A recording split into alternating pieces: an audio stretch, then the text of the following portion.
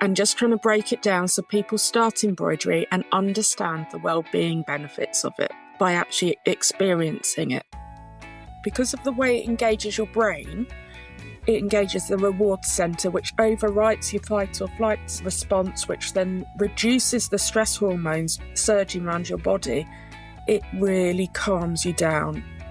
Being part of Creativity Found Collective, I'm connecting with people all over the country, which then can lead to other opportunities. It's widening who's seeing me on LinkedIn, on social media, and there's a lot of cheerleading in the creative community, I think. Everyone wants each other to do well. Hi, Claire here. Creating this show inspired me to take the Creativity Found mission further. As well as sharing inspirational stories of people who have embraced their creativity in adulthood, I wanted to actually help people do this for themselves and to support artists and crafters who share their creative knowledge with adults through their classes, kits and supplies. CreativityFound.co.uk and the Creativity Found Collective were born. You can visit creativityfound.co.uk to find ways to learn printmaking, try embroidery, get touchy-feely with clay, make your own kilt, start weaving, learn to paint, and so much more. And the wonderful teachers and makers featured on the website are members of the Creativity Found Collective. We also have business support enterprises as members who help others grow their businesses, which means they get to do more of the arting and crafting and less of the businessing. In this episode of the Creativity Found podcast, adapted from a live video posted on the Creativity Found YouTube channel and in the Creativity Found Facebook group, I chat with one of our members about what they do and how they can help you. And if you would like to join our merry band, simply visit creativityfound.co.uk/join us and I'll see you soon. Did you actually log out and log back on again? No, I didn't though. No, because then I would have got rid of you. I just copied the same links in the same place 3 times in a row, and the third time it worked. Right. So theoretically, we are now live in YouTube and on Facebook in the Creativity Found Facebook group, which is lovely. Hi, Mary. How are you? Hello, Claire. I'm all right, thank you. Good. So just as a way of introduction, if you haven't watched one of these videos before, or if you've not heard of Creativity Found, over the next few weeks, I'm going to be doing this, going live, Facebook, YouTube, with Creativity Found Collective members, so you can find out what it is they do, how they can help you to find a new creative outlet or to sustain and grow your own small business. Mary, start by telling me how you help adults to get creative. I get people doing embroidery and trying embroidery and getting past that. I can't do it. I didn't do needlework at school. I can't do any of it. It won't look good enough.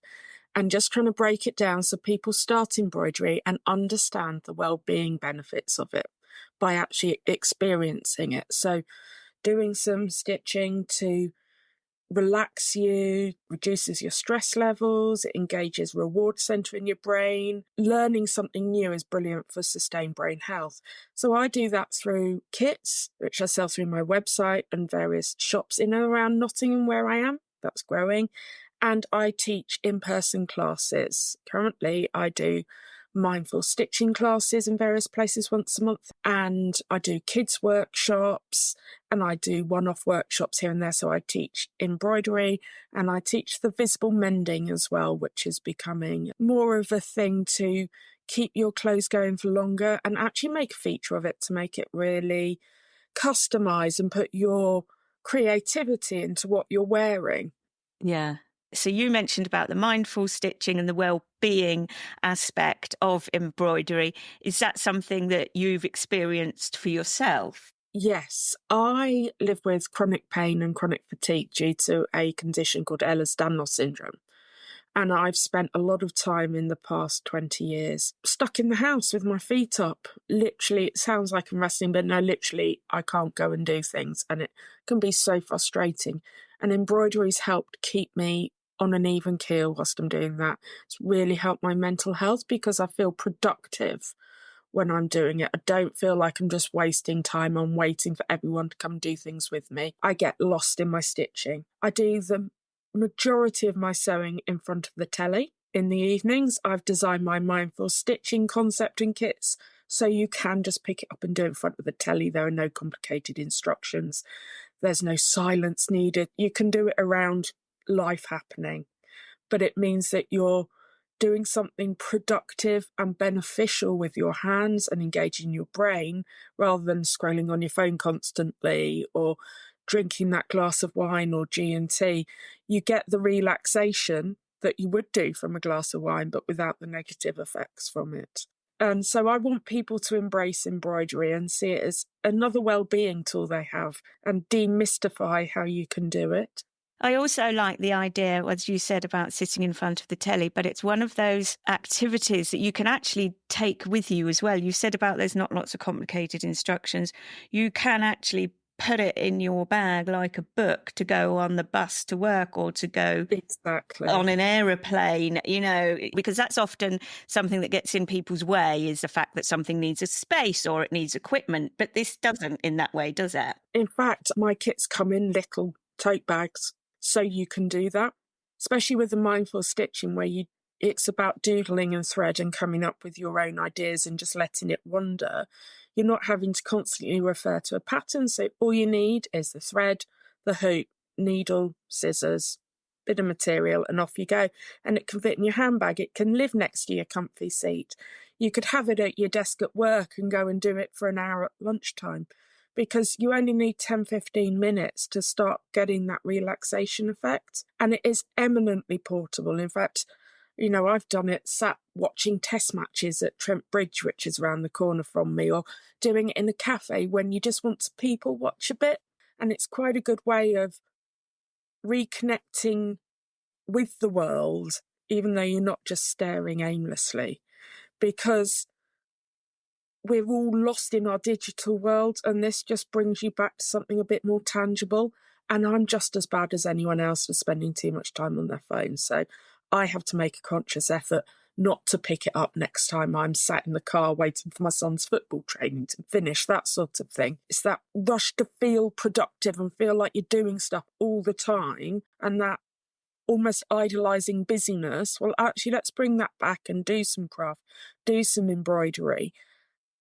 And you can be productive in a total different way. But because of the way it engages your brain, it engages the reward center, which overwrites your fight or flight response, which then reduces the stress hormones surging around your body. It really calms you down and chills you out. And also, there's no right or wrong way. What I find is adults, especially a lot of my contemporaries, they don't want to do it unless it's going to look like it would on the box.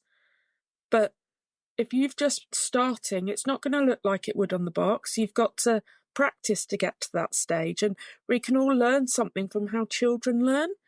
I teach school clubs, and some kids do some dog's dinners of backstitch, and it's not straight at all, and there are big gaps, but they're really pleased because they've learned something new. And we all need to remember that it's not going to be perfect unless you practice, but just get started. Yeah, that's a very important point that comes up a lot with guests on the podcast about sometimes it's not actually the thing that you produce that is the important thing. It's the action of creating it. And the same about doing things wrong. I think I have a lot of grown-ups that come to my dance classes, and there's no way you're going to be able to do everything that I do in that class the first time you come to that class. There's a lot of things to learn, but you can do other things that are equally enjoyable, and you might look different to me or the person next to you, but like you say, it's not wrong. I encourage people when I'm teaching in classes not to unpick. It's like, just watch the progression. Don't unpick it, go, well, that one went wonky. I was doing wreaths, Christmas wreaths. We were sewing those in my mindful stitching classes in December, and I'm like, well, foliage isn't uniform. Does it matter if that one's at a slightly different degree? When you step back, no one's going to notice, because you can just get paralyzed in that, well, that's not right, that's not right. Actually, it's the process, not the output. And with a lot of my classes where we just do little patches almost, it's the hour and a half of connecting with others, taking that time out for yourself, doing the embroidery, learning something. I'm like, you can do something with this if you want. And if you hate it, doesn't matter, because it was coming and doing the embroidery and spending that time connecting with other people and being creative was more important than what you do with it at the end. Yeah. Absolutely. So you've covered quite a few points there with regards to the question that I normally ask on these, which is why you think it's important for grown-ups to be able to try new creative activities. So we've covered quite a few there. Are there any other ones you think of?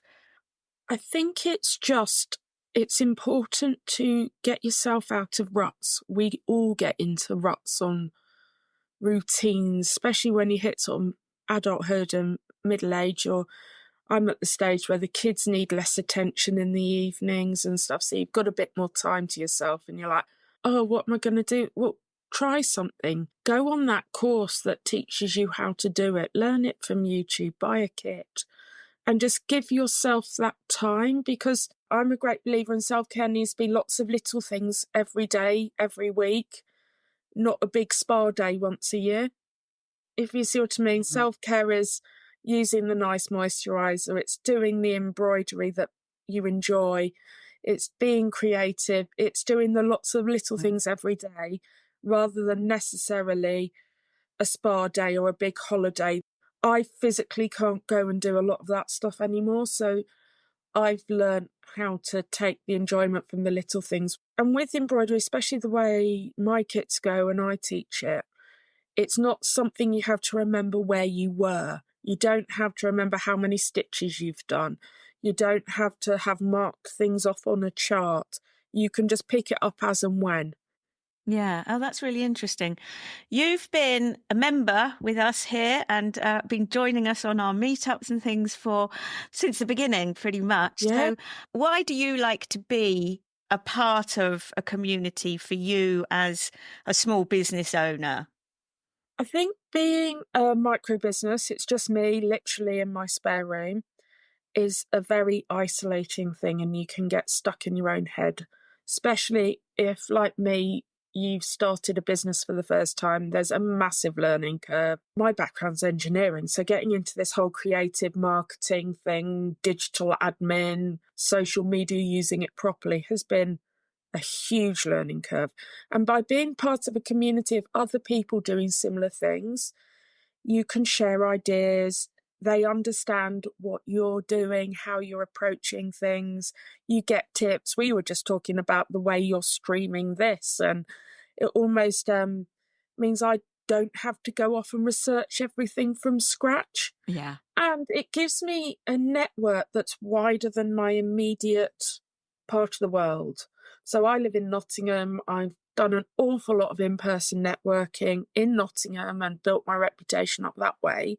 But by being part of Creativity Found Collective, I'm connecting with people all over the country, which then can lead to other opportunities. It's widening who's seeing me on LinkedIn, on social media. And there's a lot of cheerleading in the creative community, I think. Everyone wants each other to do well and to help each other rather than it being a competition, which is a really nice thing. So it's really good just to meet other people doing similar things. Yeah. And when it's someone like yourself, you've got kits, they can go anywhere. Exactly. So you can widen your network across the UK and it could open doors anywhere in the country and you're not restricted. Yeah, I think from what I've learned from a lot of other small business people is it just takes that one person to stumble across something, and that could give you an opportunity you'd never know about.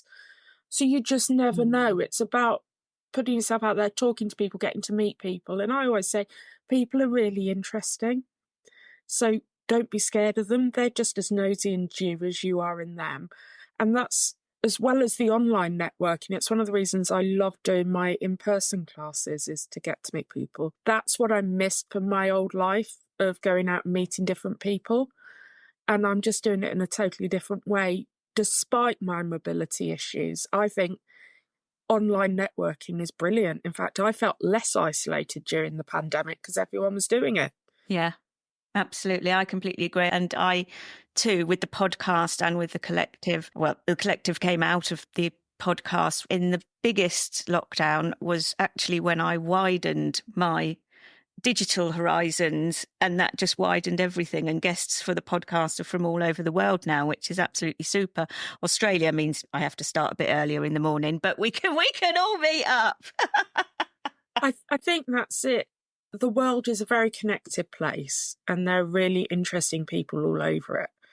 And if you're just going to your local business networking, you're missing out on not just opportunities to promote what you do, but just to understand how your customers live. Perfect.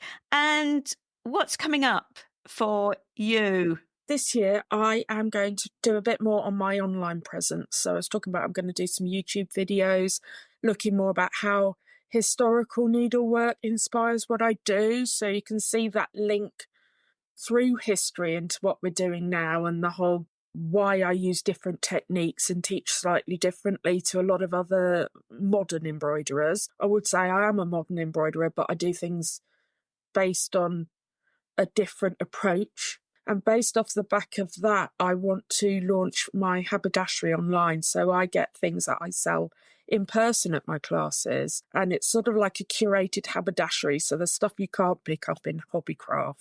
I want to get that on my website, but that's going to involve upping my photography game. So I need to work on product photography quite significantly as well. Well, there you go. You see, there's just all the other elements that... So many. I've got the local university doing a project for me on finding me more artisan shops that I can place my kits in as a wholesale option.